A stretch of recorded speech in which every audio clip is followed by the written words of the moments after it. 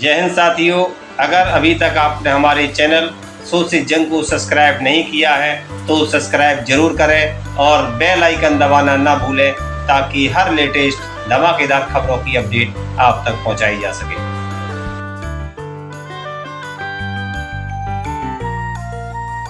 Media कर्मी या जितने भी टीचर्स और हमारे बीच में मंत्री जी भी यहाँ बैठे हैं, मुझे लगता है कि अभी 116 दिन है मेरे धरने को जो दिल्ली विश्वविद्यालय के बाहर लगा है। तो मुझे पता है कि अभी सबको पूरा केस मालूम है।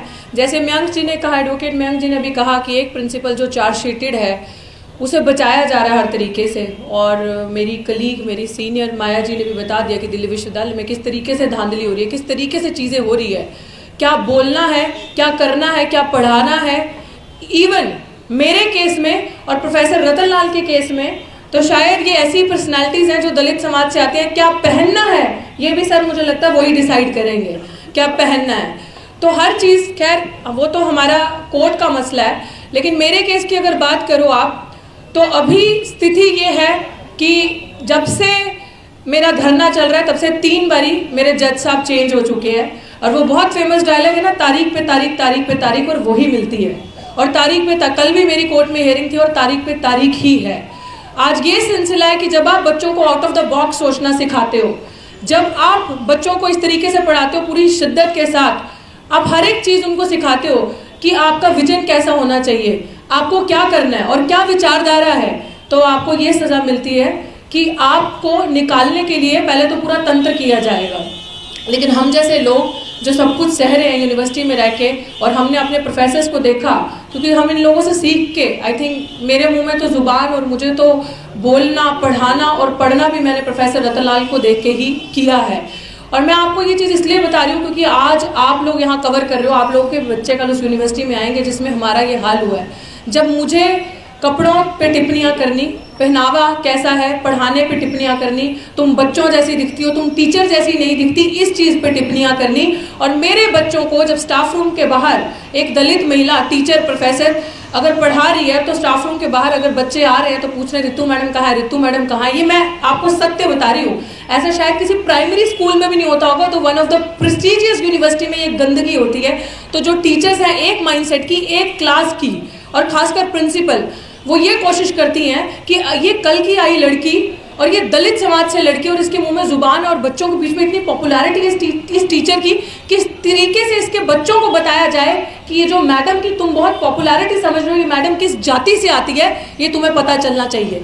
ताकि जो बच्चों का सोच है, जो 2014 के बाद से खासकर आपने जो आरक्षण के प्रति नफरत देखी है और दलित, आदिवासी और पिछड़ा समाज के प्रति नफरत देखी है कि हम लोगों के अंदर मेरिट तो है नहीं, हम लोग सिर्फ आरक्षण की वजह से आते हैं, उनके दिमाग में एक चीज़ फिट इन हो जाए कि इन लोगों को कुछ आता है नहीं है और ये तो इस कैटेगरी से है। ये मेरी प्रिंसिपल ने मेरे सामने एक बारी नहीं, बहुत सारे इंसिडेंसेस में मेरे बच्चों को, मेरे बाकी कलीग्स को, मेरे कलीग्स से मुझे ये मैसेज पहुंचाना कि आवाज़ बंद कर लो वरना बहुत गलत होगा तुम्हारे साथ। जब मुझे इन सारी चीज़ों का फर्क नहीं पड़ा तो आप सोचिए कि एक प्रिंसिपल, मैं तो आज कहूँगी कि ये गुंडाई व्यवहार की ऐसी महिलाएं, क्रिमिनल, खैर इनका तो बहुत पहले ही बहुत कुछ हो जाना चाहिए था। लेकिन जब उनको लगा कि इस लड़की को कोई फर्क नहीं पड़ रहा तो ड्यूरिंग कोविड, जितने भी प्रोफेसर्स मेरे यहाँ बैठे हैं, मैं आप सबको ये चीज़ बता दूँ कि कोविड के दौरान आप सबको पता है कि MHRD की स्ट्रिक्ट गाइडलाइंस थी, सेटल लॉ जिसे हम कहते हैं, कि यू कैन नॉट रिप्लेस और remove ad hoc with another ad hoc. उस टाइम पे मुझे रिप्लेस किया गया, रिमूव किया गया और मेरी पोस्ट को एडवर्टाइज करके इंटरव्यू रखा गया। तो मैंने कोर्ट का सहारा लिया। कोर्ट का जब सहारा लिया तो कोर्ट में आप सबको पता है कि एक फर्जी जो चिट्ठी लगाई गई, उस एक्शन को जस्टिफाई करने के लिए कि अब निकाल तो दिया, अब कोर्ट तो नहीं सुनेगा ना आपकी बात कि आपने किस चीज़ में निकाला, without memo, without show cause notice, without complaints. तो वो जो एक झूठी चिट्ठी लगाई और झूठे 35 बच्चों के सिग्नेचर्स, जब हम कोर्ट में भी जो हमारा मैटर चला, जब सर्विस मैटर से जब वो दस्तावेज पकड़े गए तो वो क्रिमिनल मैटर बना, वो स्टोरी सब आपको पता है। जब क्रिमिनल मैटर बना तो SC/ST एक्ट के अंदर FIR दर्ज हुई। आज ये स्थिति है कि SC/ST एक्ट के अंदर FIR तो हुई, दिल्ली विश्वविद्यालय का 100 साल का इतिहास हो चुका है, पहली प्रिंसिपल पे FIR हुई है। और मेरे केस में साथियों ये जानना जरूरी है, there is also a big fish in the pond, that is registrar. Same FIR registrar पे भी है क्योंकि दोनों ने मेरे खिलाफ फर्जी दस्तावेज बना के कॉन्स्टिट्यूशनल बॉडी है हमारी SC कमीशन, वहाँ पे भी यूज़ किए। तो स्थिति ये है कि अगर आवाज बंद करनी है तो किसी भी हद तक ये जाएंगे। तो मेरी आवाज बंद करने के लिए वो दस्तावेज इस्तेमाल किए और वो सारे पकड़े गए। और आपको मैं शेयर कर दूंगी ऐसी धाराओं में उनके ऊपर दिल्ली पुलिस, जो कि अमित शाह पुलिस ने खुद चार्जशीट जमा कर दिया SC/ST एक्ट के अंदर उस प्रिंसिपल पे, जिन धाराओं में किसी को 2 साल की सजा है, किसी धारा में 7 साल की सजा है। लेकिन दुर्भाग्य हमारा ये कि ये जाति कभी नहीं जाती और ये सिस्टम इतना करप्ट हो चुका है कि आज भी सिर्फ कि वो उस संघ से है जो आज राज कर रहा है यूनिवर्सिटी के अंदर, उनकी विचारधारा आज राज कर रही है यूनिवर्सिटी के अंदर, इसीलिए एक क्रिमिनल को प्रोटेक्ट किया जा रहा है। और ये आपको बताना क्यों जरूरी है, ठीक वहां पे प्रोफेसर रतनलाल बैठे हैं, मैं बार बार ये चीज कहती हूँ कि आपने कभी उनकी पब्लिकेशंस देखी हैं, कि आपने नंबर ऑफ बुक्स जो उन्होंने पब्लिश की है देखी हैं। ठीक ऐसे ही डॉक्टर सविता रॉय, जो कि अपने आप को बीजेपी और संघ की बताती हैं, वो भी प्रोफेसर हैं और ये भी प्रोफेसर हैं।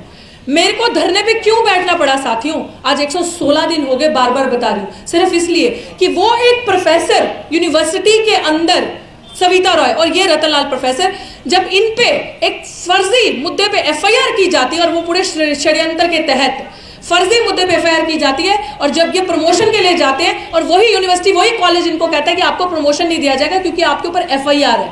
FIR कोर्ट में मैं भी थी जब इनका केस चल रहा था, जज भी हंस रहा था, लोग सुन के कि ये कोई मुद्दा है जिस पे FIR है, और इनका प्रमोशन रोका और इनको बाहर जाने के लिए, फॉरेन में जाना था अपना पेपर प्रेजेंट करने के लिए, वहां रोका। और उसी कॉलेज की दूसरी professor criminal Savita Roy, Daulatram college की प्रिंसिपल, उसको ऊपर SC/ST स्पेशल एक्ट जो इसमें चार्जशीट है, लेकिन वो अभी भी कार्यरत है, अभी भी पे एंड पर्क्स उस कुर्सी पे बैठ के सब ले रही है, और ये हाल। और तीसरी कड़ी में आते हैं हमारे प्रोफेसर लक्ष्मण यादव, मुझे बताने की जरूरत नहीं है, आप सब समझ सकते हो उनके अंदर जो प्रतिभा है, जो टैलेंट है। मुझे नहीं लगता कि मुझे बताकर, मुझे लगता है कि मैं बहुत छोटा कर दूंगी उस चीज को। ये वही है कि जिसके मुंह में जुबान है उसके साथ यही किया जाएगा, और यही हो रहा है यूनिवर्सिटी में। शायद हम लोग सामने आए हैं, लड़ रहे हैं सिर्फ इसलिए, और आज आई थिंक ये प्रेस कॉन्फ्रेंस भी आज इसलिए कि कब तक आखिर कब तक ये हेजेमनी, ये चीज, ये पितृसत्ता, ये क्रिमिनल माइंडसेट के लोग एक विचारधारा के लोगों को, मूर्खों की जमात को इकट्ठा करके यूनिवर्सिटी में रखेंगे, और जिनके अंदर टैलेंट है, पोटेंशियल है, उनको गिनती से बाहर किया जाएगा। और असली टारगेट विचारधारा तो है ही, कोई भी इनके खिलाफ बोलेगा, वो किसी भी समाज का है, वो डेफिनेटली निशाने पे है, लेकिन सबसे बड़ा अगर निशाना है वो SC/ST OBC मिनॉरिटीज है, ये आप याद रखिएगा। और यही चीज जो लक्ष्मण यादव के साथ हुई, 14 साल की पढ़ाई 14 मिनट में डिसाइड किया गया। और अगर मैं यहाँ इस मंच के माध्यम से ये भी बोलना चाहती हूँ कि किसी को अगर ये गलतफहमी है कि उनको तो बहुत सिस्टमैटिक तरीके से निकाल दिया ना, कि एक इंटरव्यू किया और लक्ष्मण यादव जी को निकाल दिया और ये तथ्य और ये दे दिया, और ये क्रिमिनल्स क्या कहते हैं, अजी हमने तो एक OBC को हटा के OBC ही रखा ना, हमने डॉक्टर रितु की जगह एक SC को हटा के SC ही रखा ना। नो, ये सत्य नहीं है, ये क्रिमिनल माइंडसेट है, ये क्रिमिनल केस है, कोई मॉरल ग्राउंड्स भी होते हैं किसी चीज की, ये इसके ऊपर अगर आप कार्रवाई करोगे तो अंदर से बहुत चीजें अनफोल्ड होंगी, और हम उसके लिए तैयार हैं। और मुझे लगता है ये लड़ाई सड़क से संसद तक जाएगी। और अभी हाल ही में मैं अपनी बात खत्म करूंगी, हमारे बीच में जब सांसद साहब मनोज झा जी हमारे प्रोटेस्ट पे आए थे कुछ 4 दिन पहले, तो उन्होंने ये बात बहुत अच्छे तरीके से कही थी कि अब भूल जाओ कि संसद से न्याय मिलेगा, कि संसद तुम लोगों के लिए कुछ करेगी, क्योंकि वो आवारा हो चुकी है। तो तुम्हें लड़ाई अगर लड़नी है तो रोड, सड़क इज ओनली ऑप्शन। तो आप सब भी तैयारी कर लीजिए, हमने अपनी कमर बांधी है। तो I think sir you live long, I just took your name, जय भीम सर।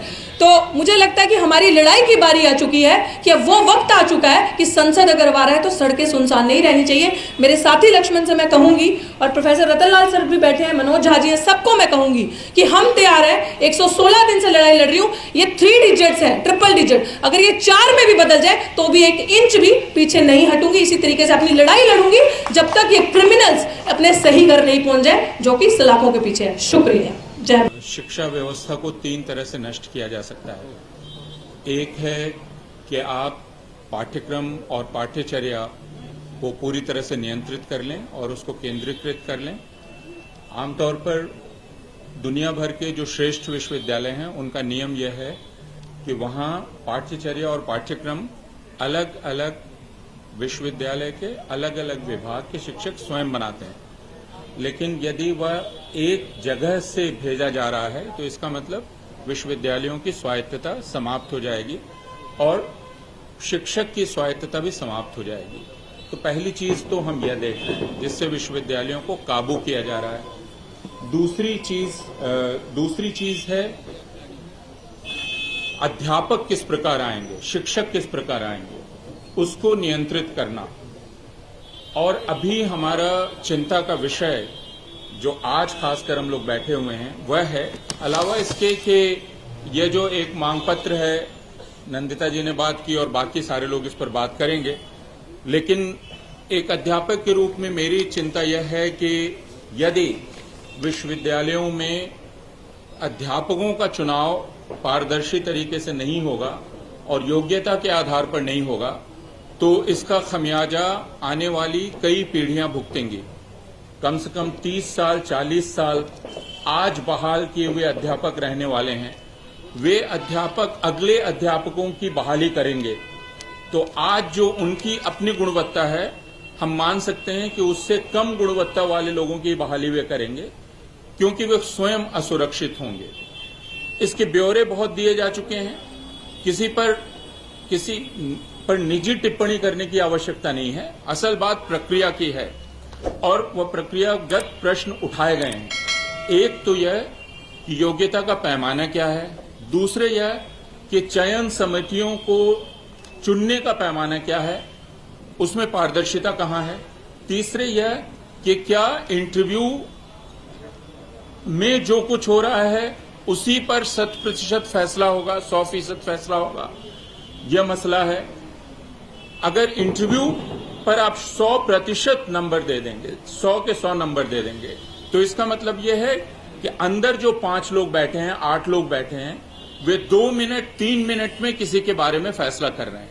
कोई व्यक्ति जिसने पीएचडी कर रखी है, जिसके पेपर्स पब्लिश्ड हैं, जो 10 वर्ष से पढ़ा रहा है या पढ़ा रही है, उसके मुकाबले जब आप सिर्फ एमए किए हुए व्यक्ति को चुनते हैं जिसका कोई प्रकाशन नहीं है, कुछ नहीं है, तो इसका तर्क प्रस्तुत किया जाना चाहिए। क्यों आप ऐसा कर रहे हैं? जिसको चुना जा रहा है उस पर हम कोई टिप्पणी नहीं कर रहे हैं, लेकिन जो चुन रहा है उसे यह तर्क प्रस्तुत करना पड़ेगा कि ऐसा उसने क्यों किया। दूसरा, एडॉकिज्म को खत्म किया जाए, यह बहुत अच्छी बात है, लेकिन जो लोग 10 वर्ष से एक कॉलेज में पढ़ा रहे थे, 10 वर्ष तक अगर वो पढ़ाने के योग्य थे, तो अचानक स्थायी नियुक्ति के समय वे अयोग्य कैसे हो गए, यह भी प्रश्न किया जाना चाहिए।